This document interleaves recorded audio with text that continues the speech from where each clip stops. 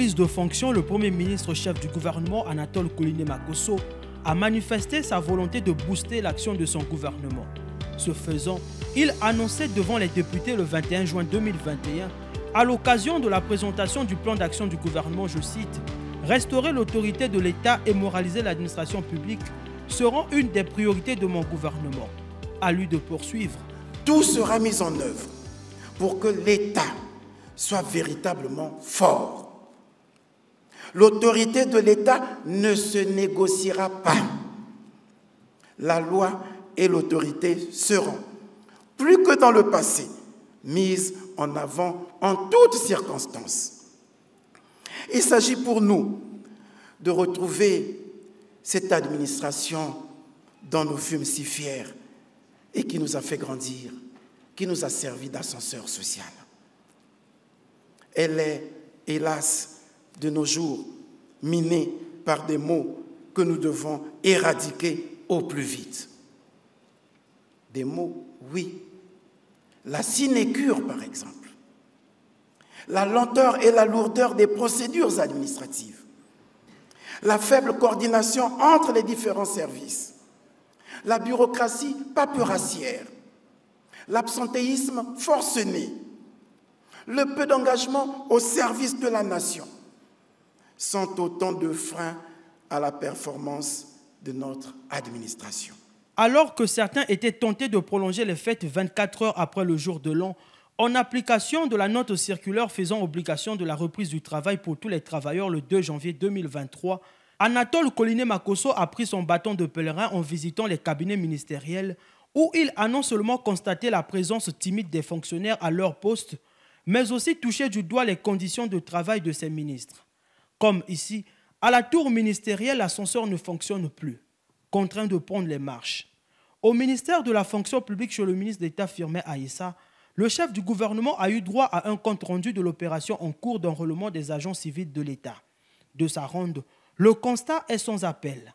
Si les ministres et leurs collaborateurs étaient présents, nombreux sont ces fonctionnaires qui ont brillé par l'absentéisme, y compris à la primature son administration immédiate. On a constaté, non sans déception, que certains cadres, y compris au niveau de la primature, ont traîné le pied. Ce qui n'est pas une bonne chose, parce que la primature devrait être exemplaire. L'administration se mire au travers de la primature. Si les membres du cabinet de la primature ne sont pas exemplaires, ne sont pas présents à leur poste de travail, il va de soi que les collaborateurs des autres ministères qui arrivent à la primature, soit pour y déposer un document, soit pour prendre un renseignement, s'aligneront sur l'état de négligence, de fatigue, de paresse, d'indifférence qu'ils auront constaté à la primature. Partout où il est passé, le Premier ministre, qui a prêché la ponctualité et l'assiduité au travail, a rappelé aux uns et aux autres les dernières directives du président de la République lors de son discours sur l'état de la nation et à l'occasion de ses vœux à la nation. Il a rappelé qu'aucun peuple ne s'est développé à travers le monde ou partout dans le monde en tournant le dos au travail. Il nous faut magnifier le travail. Le travail commence à 7 heures dans les administrations publiques et s'arrête à 14 heures. Sous réserve d'autres aménagements, comme ceux que nous pouvons constater au sein des cabinets ministériels, où on est tenu d'aller jusqu'à des heures tardives. Mais le fait d'aller jusqu'à des heures tardives ne nous exonère pas de l'obligation d'être à l'heure au travail. Fini la récréation, le temps de la paresse et de la négligence est dépassé. Le lendemain, soit le mardi 3 janvier 2023, le Premier ministre est reparti sur le terrain. Deuxième jour de sa visite d'inspection dans les ministères. La pluie qui s'est abattue toute la matinée sur la capitale n'a pas entamé la détermination d'Anatole Koliné-Makosso de poursuivre sa ronde. Cap sur les ministères des Affaires étrangères et sur les 3 ministères en charge des enseignements. Pour le chef du gouvernement, un point positif a retenu son attention. Nous sommes heureux de constater quand même que malgré la pluie, nombreux sont les Congolais qui ont bravé ces intempéries et qui, aux côtés de leurs ministres, sont présents dans leur bureau.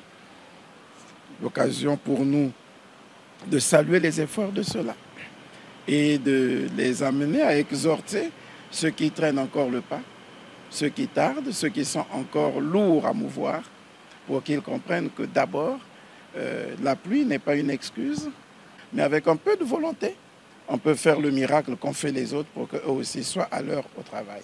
Les difficultés de transport pour les agents de l'État à se rendre à temps et chaque jour à leur lieu de travail étant réelles, Anatole Koliné Makosso s'est rendu au siège de la Direction générale de la Société de transport public urbain STPU pour se rendre compte des difficultés auxquelles est confrontée cette entité, créée pour soulager les populations en général et les travailleurs en particulier, dans la mobilité à faible coût. Avec un parc automobile de plus en plus affaibli, l'équation semble difficile.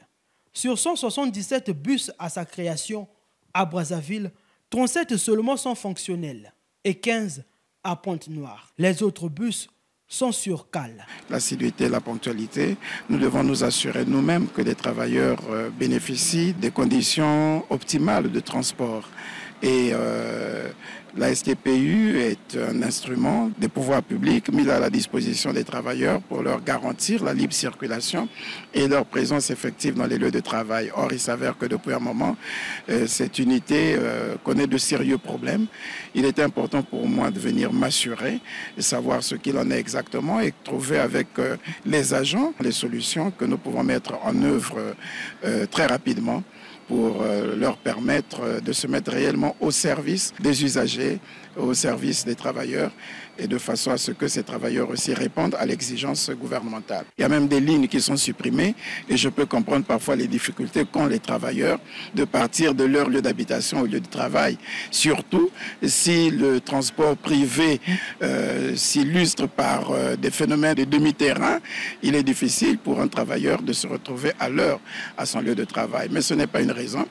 Et que les travailleurs constatent qu'en même temps que nous comprenons leurs difficultés, que nous nous efforçons à trouver des solutions, en même temps, eux aussi doivent fournir davantage d'efforts pour remplir correctement leur office. Après avoir écouté les responsables de la société STPU, le Premier ministre chef du gouvernement, Anatole Koliné Makosso, qui leur a demandé de faire preuve d'ingéniosité, a pris l'engagement de traiter urgemment le dossier STPU afin de redynamiser l'entreprise dans les meilleurs délais, pour combler le vide abyssal observé sur plusieurs lignes de desserte. À quelque chose, malheur est bon. La série des descentes du Premier ministre Anatole Koliné Makosso aussitôt après le jour de l'an lui a permis de constater les vices et de mesurer les difficultés dans nos administrations. Vraisemblablement, ces visites d'inspection marquent un nouveau départ et sonnent le glas de l'impunité au travail.